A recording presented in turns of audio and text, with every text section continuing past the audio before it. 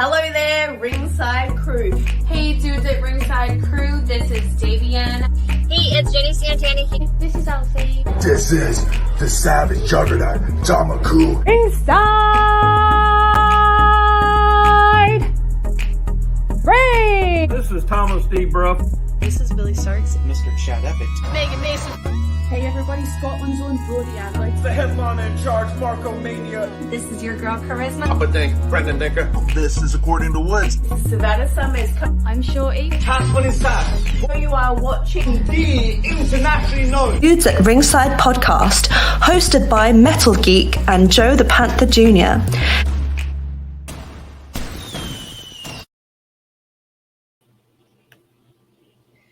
Hello again there, wrestling fans, and welcome to another episode of the internationally known Dudes at Ringside podcast.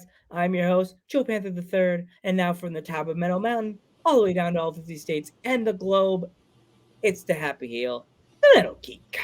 What's going on, Ringside crew? What's going on, internationally known? What's going on, everybody? What's going on, Joe? Not too much. We're ending. Happy GCW Day. Hey, happy GCW Day. And we're ending Internationally Week back here in the good old US of A. The plane has landed, and we're back. Leave the plane. Let's leave the bags on the plane because we had to go to the south. Spiffy got all her souvenirs.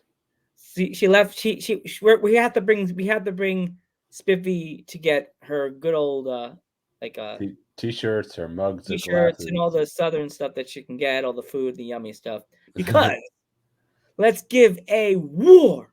Dudes at Ringside, welcome to Hoogie. Kenzie James. Hey guys. What's going on? Welcome. Welcome. Thank you.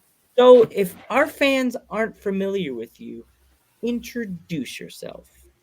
Hello everyone. I am Kenzie James. I am the BAD of every promotion. I'm a world-class traveler in wrestling, and I'm so glad to be on this podcast with you guys. Thank you. I guess you could say you're like us. You're internationally known. Yeah, somewhat, yeah. Yeah. Although she's been to those places, we haven't.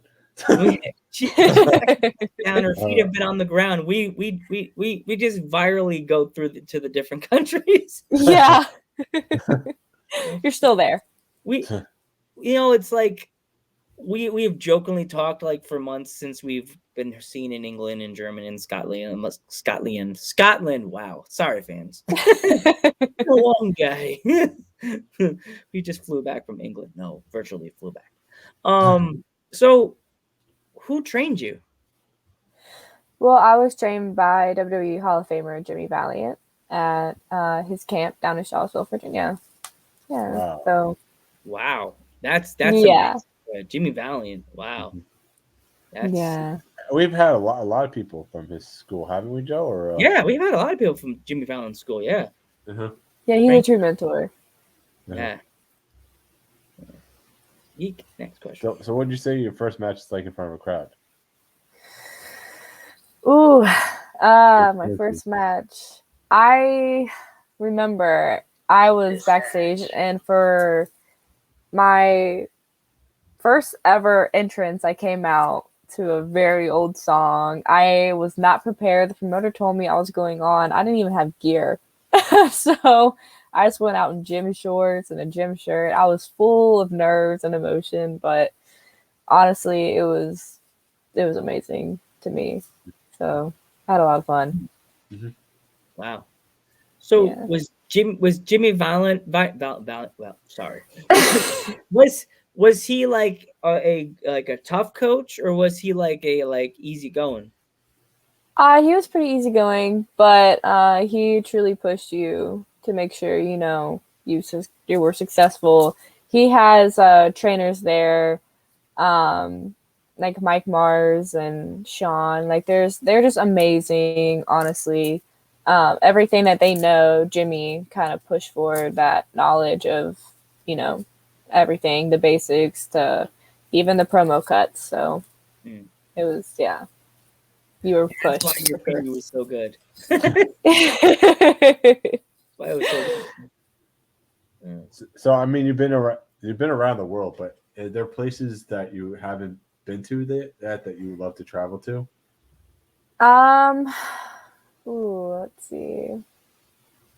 Performing wise, I would really like to hit, Los Angeles and New York and one of the big cities, I'm making a lot of debuts coming up, like in Michigan, Maryland, Indiana, Pennsylvania. So Pennsylvania. those are, yeah, to be looking forward to that. So, It's like, go.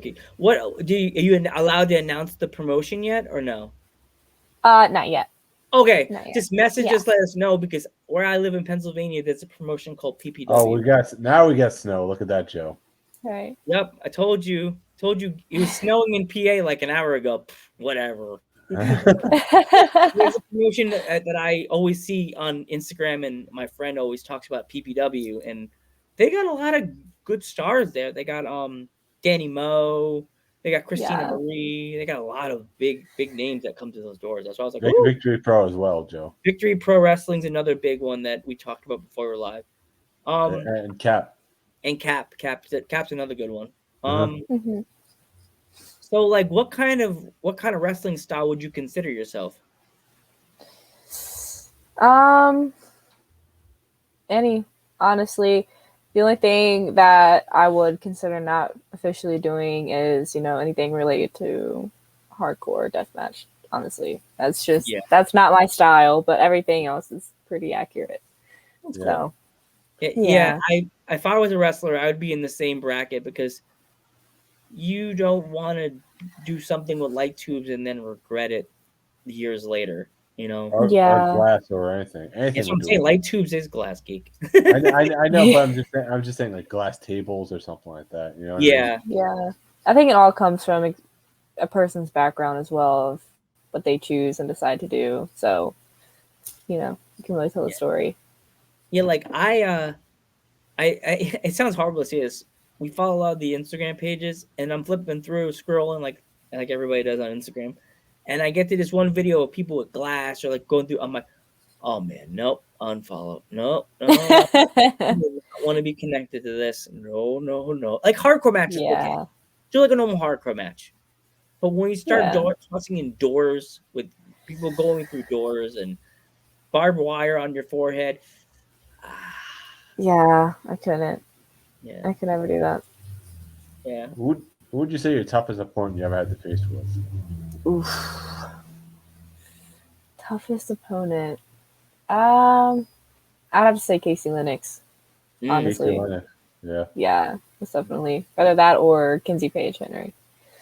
There's her. Kenzie Page. She's the one that's she wears all pink all the time, right?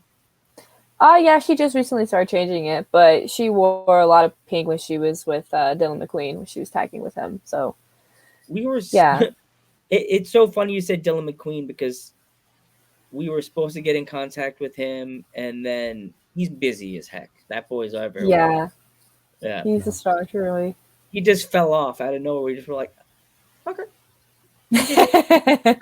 We understand. But if you see him, tell him Jews are ringside says, hey, what's up? Want to talk to us? We're still here. Yeah. What would your dream match be? Oh, my dream match. Let's see. That's a really good question. Honestly, pretty hard one. Honestly, it's gonna be a basic thing, but Ruby Riott, because me and her do a lot of the same material, like kicking wise and everything. I just think it would be a really set out match. So you do submissions as well, or like Ruby does, or? Honestly, I do a lot of high flying stuff like that. Not much as submissions, but I can get some holds in if I needed to.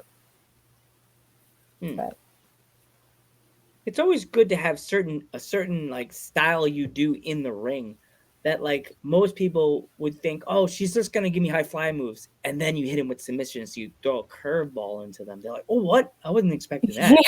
Yeah. Especially from someone like me, you know, I'm only 5'3", so it's like, oh, you know, you get in the ring with one of these taller girls. They weren't expecting someone my size to actually get them on my shoulders and actually hit all these real extreme moves. So it's a real jaw dropper. So Yeah. There you go. Favorite wrestler growing up. Ooh. Lita or Jasmine. Absolutely. Has to be. I like Lita too. Yeah. Just her like power in the ring, honestly. Although I did watch my idol, Eddie Guerrero. Absolutely.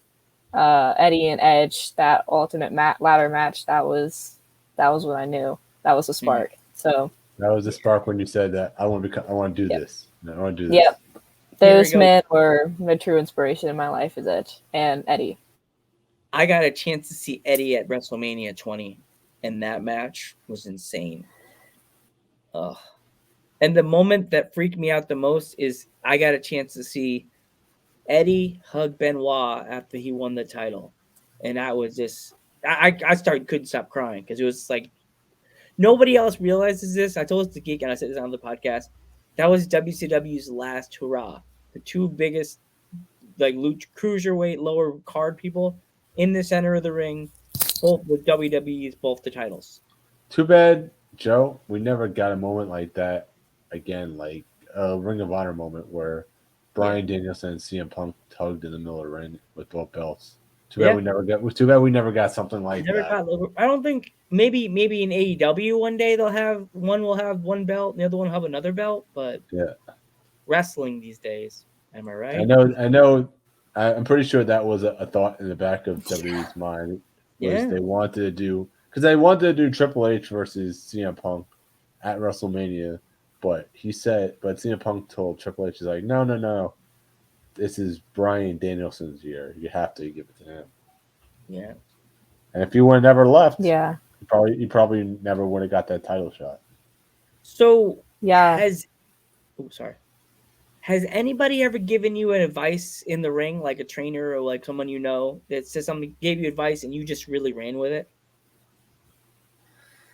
Honestly, yes.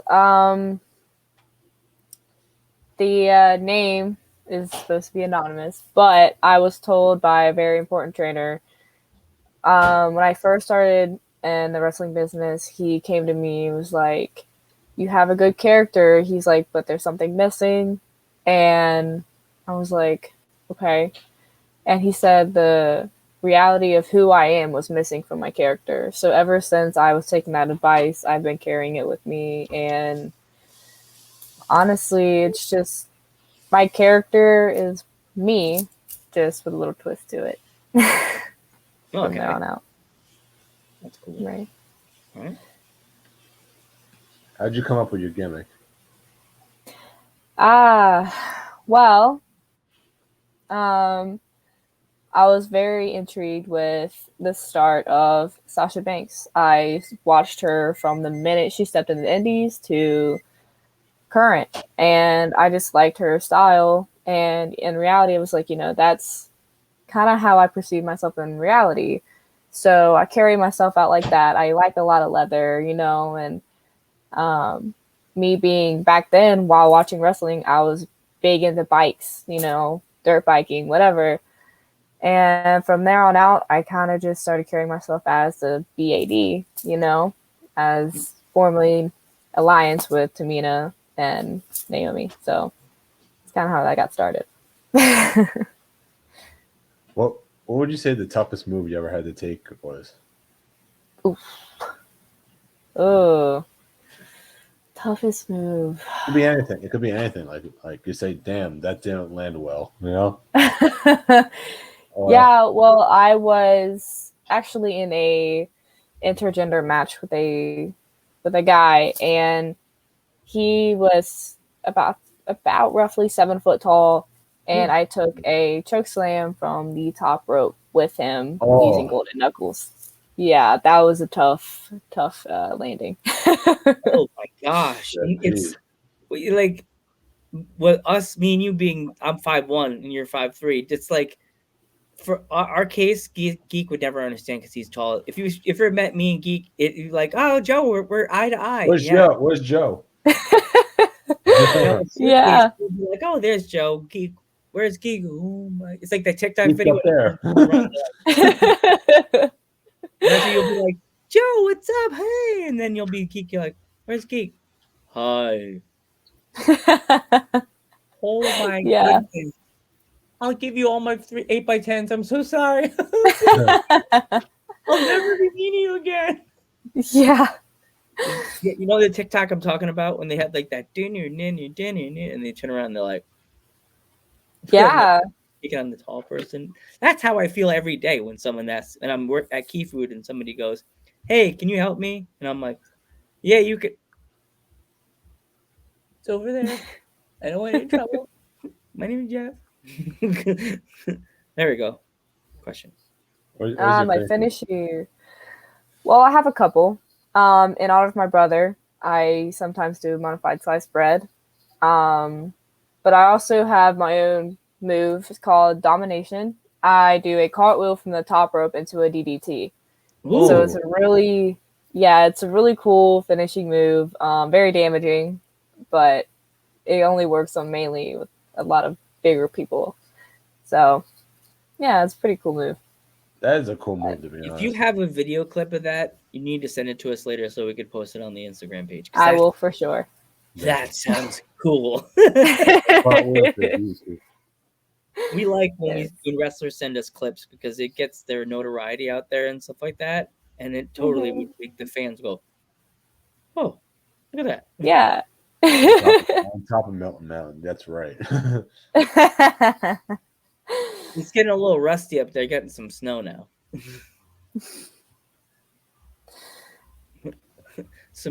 You're gonna see some coconut start pouring down next time. Great. And me and Mayor says that move does sound cool, by the way. Yeah. That's something that people won't see it now. That sounds like to me when you're playing the WWE games and you create the moves. That sounds like something you created in a WWE game. Yeah. Yeah. You know what I'm talking about when you know how you still could do it in the WWE games. Like you create a move, like I think I've done it once or twice. If you hate all the move sets, the finishing moves in the WWE games, you're like, I'm creating my own now, man. I can do that now. Yeah. Yeah. Yeah. So how many times have you went before a show or like intermission, like a kid would come up to you and say, hey, I want to become a professional wrestler. Like what kind of advice would you give them? Well, I've actually ran into a couple of these, and my first response immediately is to first focus on school. It's the most important thing, is to focus on your education.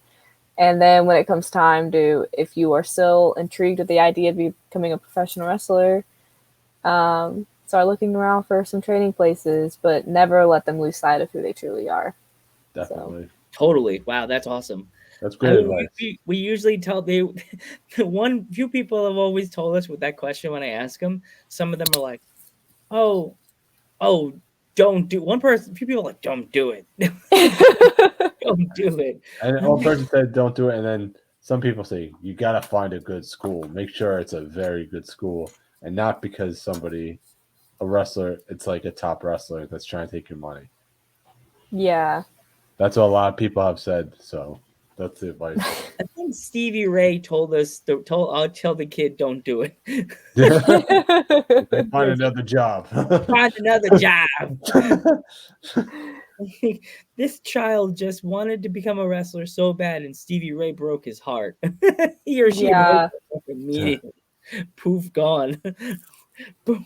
This kid's working at McDonald's now till they're like 35. Yeah. Not really, but you can imagine, right? Abbreviated, not really. But this child just got his heart broken by a WWE Hall of Famer. Geek, next question. What is your favorite foods? Ooh, favorite foods. I'm a big Mexican freak. I adore Mexican in every way. But Arizona is your place to go because Arizona's the you can't best come to place New to York and get good Mexican food. No. yeah. If But you want to come to New York, we have the best pizza and bagels. Pizza. We come here to have a big, yummy, big pie, like Home Alone. Remember Home Alone 2? Yeah.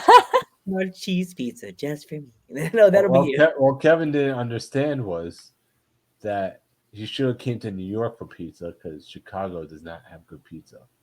Pizza sucks. Yeah, and they have good hot dogs too. Who puts a jalapeno on a hot dog? Come on, people. Oh, my nasty. my boss made Chicago style hot dogs like 2 weeks ago, and I looked into the thing and I was like, "Did you put a jalapeno on a hot dog?" He's like, "It's Chicago style." I'm like, ever so spitzy says, "Love the dream catcher in the background." By the way, it's so pretty. If this wall fell down, you would see my whole Native American thing I have behind me. I have like a little wolf here. I have like a skull with a wooden skull here. All this stuff behind me. I have a lot of Native room. Yeah, I have like 2 dream catchers because I used to have nightmares for days when I was a kid. My mom's like, "I gotta give this kid a dream catcher," and then I'm like, "Heck, there's a dream catcher too." Yeah, they work. They do? Yeah, they do work. They catch bad dreams. Yeah. As like a Native American, like the Native American had like a thing that they would say about dream catchers. They catch a bad dream and it gets stuck, right? Am I right? It catches it in the bead, and in the morning it gets caught by the sun and it dies. Mm-hmm.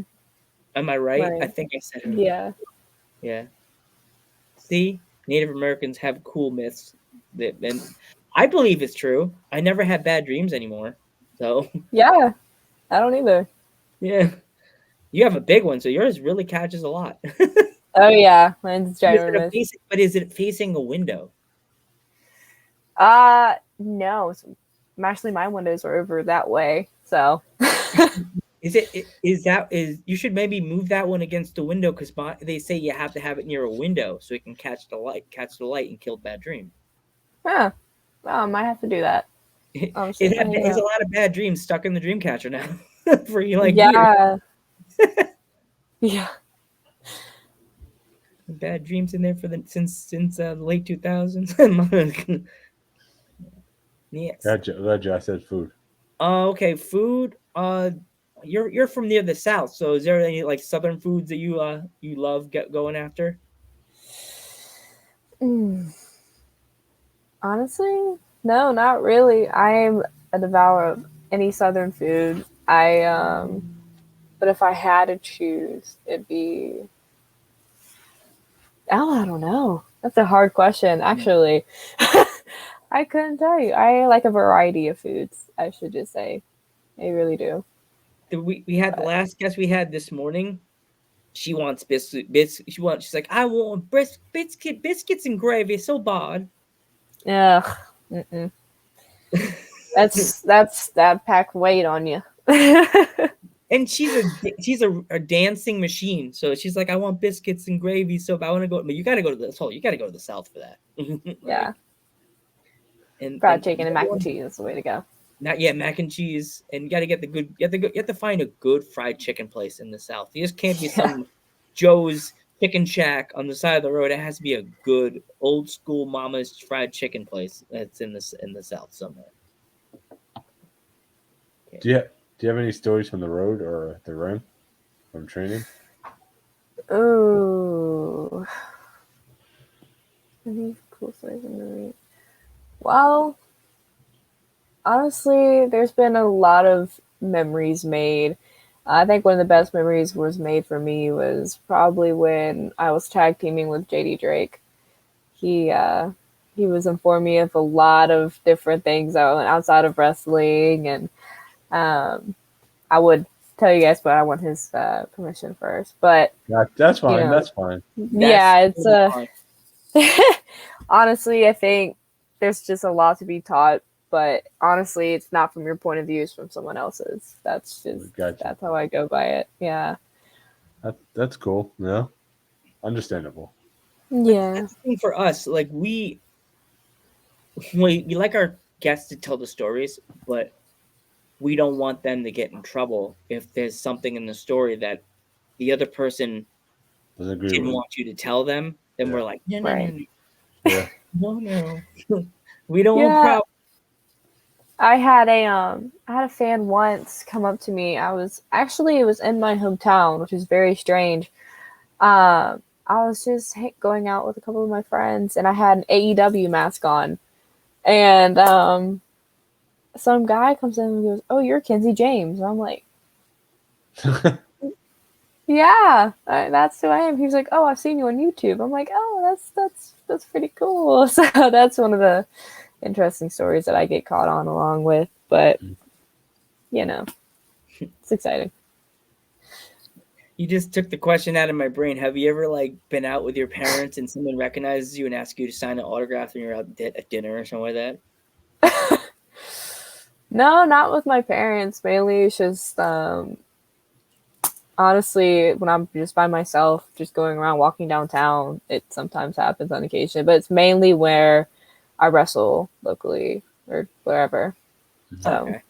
Because we've had people like, "Oh, I'm out with my parents and someone has me sign an autograph." To me, I'm a fan, and I'm the one that always gets caught up going doing somewhere, and I see a wrestler or a celebrity, and I'm just like, "Oh my god, should I ask him for the autograph? Should I? Shouldn't?" You know, there's certain people that just bum rush up to the person when they're eating a freaking burger, and messes up the whole their mind. Now their mind is all fuzzled. yeah. Yeah. That's why I feel bad.